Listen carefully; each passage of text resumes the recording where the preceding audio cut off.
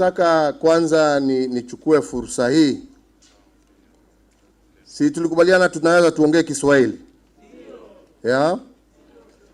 Nataka kwanza nichukue fursa hii kuwashukuru nyote.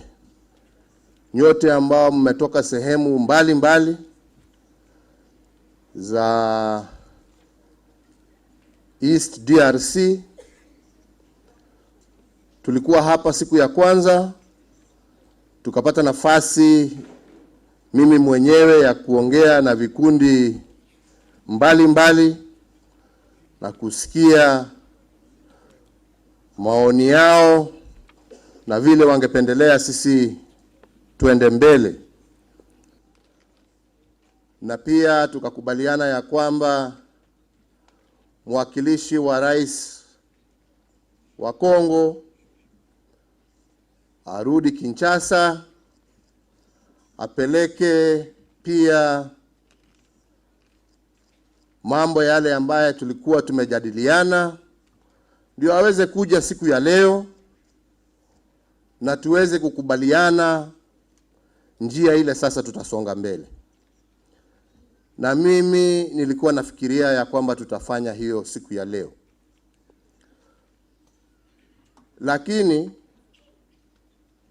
kitu ambaye haina mpangilio mwema haiwezi isha vyema. Si ni kweli? Si ni kweli? Na mnajua tulikuwa na Nairobi 1 na tukamaliza vizuri. Lakini nasikitika kusema ya kwamba wale ambao wametupangia mkutano huu wa Nairobi 3 wako na kasoro kidogo.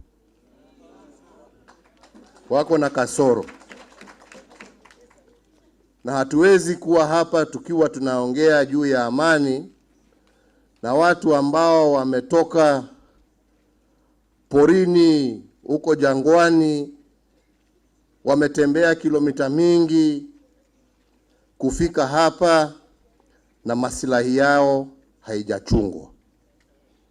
Kwa hivyo mimi nataka niseme hivi, kwa sababu nia yangu mimi nitumalize mkutano vyema. Na mimi najua ya kwamba pia nia yenu nitumalize mkutano vyema. Si ni kweli? Kwa hivyo mimi ningependa tuahirishe mkutano leo, turudi hapa kesho.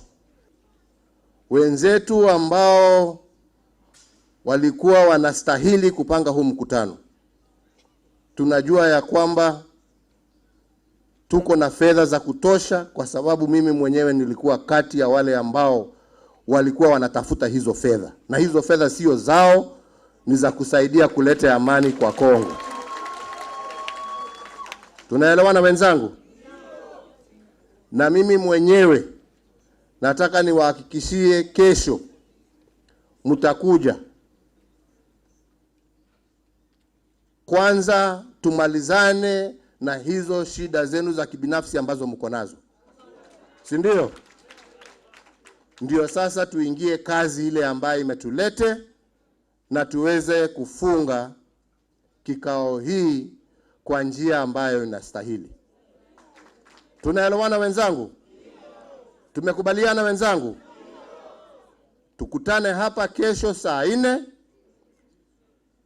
Munipe nafasi sasa niende, na mimi nitawastaki sasa mpaka kwa wakubwa wao.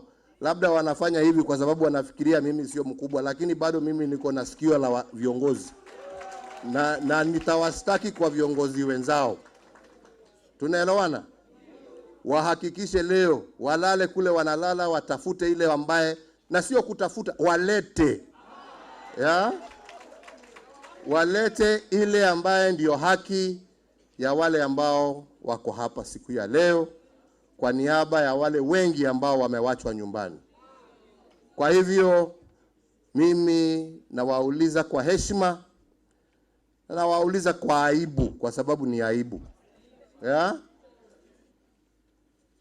Mturuhusu tujipange, tukutane hapa kesho saa 4. Tumekubaliana?